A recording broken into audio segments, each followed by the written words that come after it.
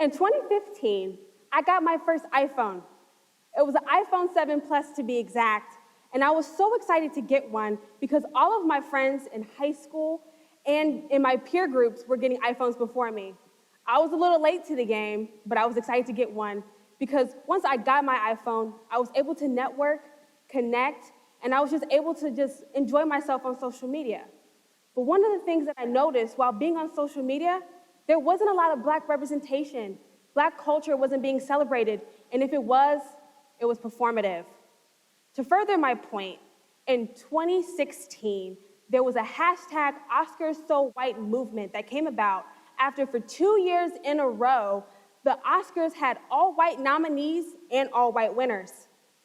The Oscars is a social media platform, not just an award show, where you're able to uplift movies, TV shows, and music. And if the Oscars isn't being representative of the culture and of the different TV shows that are being created, then it's also not being shown in social media as well.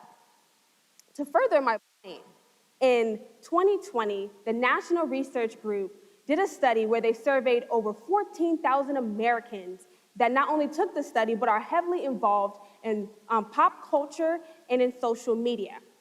91% of them said that they believe social media is not only influential, but can change movements and change minds.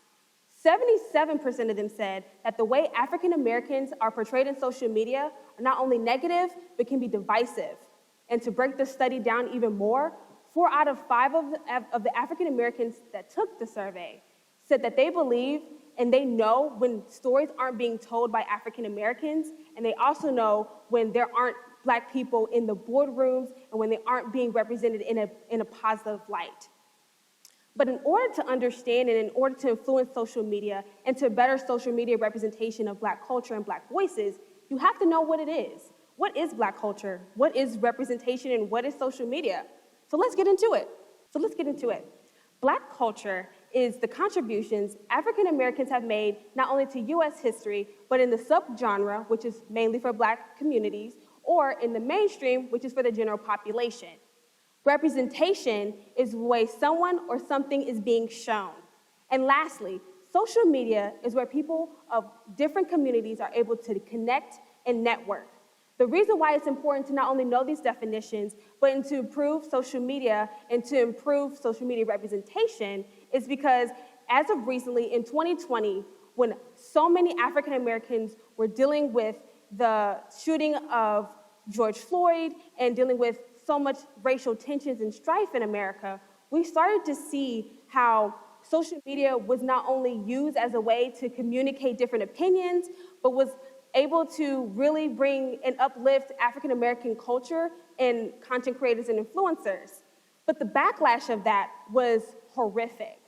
So many content creators saw that their social media platforms were being deplatformed, which is where the apps not only take away the account or they block it, they're being doxxed, which is where so many African Americans were dealing with not only racial harassment, but so many people were creating different accounts to harass these content creators just for voicing their opinions and using social media to create movements.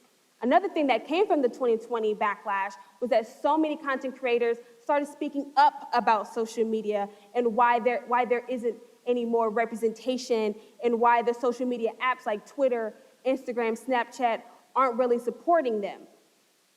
I just went through my TED Talk and just talked about this, but there is a silver lining. Here is the silver lining. So many apps after 2020 started listening to the content creators and really started listening to their voices. As of recently, in 2022, TikTok and Instagram had a Black creator panel where Black creators on TikTok and Instagram not only came together to talk about their different experiences on social media, but why social media representation is important for not only Black culture, but for Black and brown people in different communities. And lastly, we can even just talk about some of the different huge platforms in the Cincinnati community, P&G being one of them. P&G is not only located in Cincinnati, but they have their own campaign as well, which is called My Black is Beautiful. And with this campaign, they not only highlight Black-owned businesses, but they highlight Black hair care products, and they collaborate with different creators and influencers. And lastly, Spotify. We might not think about it, but Spotify is making great strides into collaborating with different Black content creators and influencers.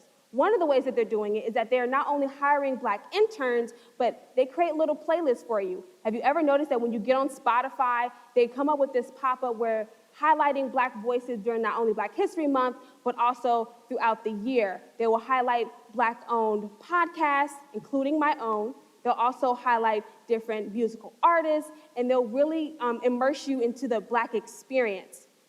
But here are some action items for you. Here's some of the things you could do. My bad. Here are some things you could do to not only talk about and to uplift Black voices, but to also just really immerse yourself into Black culture. One, go to the source. What I mean by go to the source, talk to Black-owned businesses, collaborate with them. And on UC's campus, talk to different Black student orgs, collaborate with them, really create a connection with the Black perspective and Black students on UC's campus.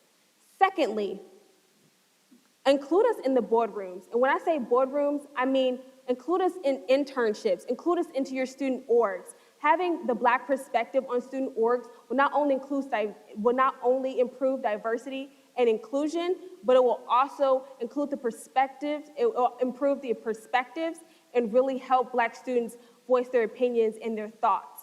And lastly, be intentional. In 2020, we not only saw just the backlash of Black content creators sharing their opinions and minds, but we also saw so much performativeness. What I mean by that is, do we all remember on Instagram we were just posting that little box? That's performative. We don't need that Black little box in response to George Floyd. We need our voices being heard. When I say be intentional, collaborate with us, and really listen to our perspectives and include our perspectives in huge decision-making when it comes to marketing or when it comes to representation in social media. Lastly, I envision a future where not only Black voices are not only being heard and uplifted, but we are loud. Thank you.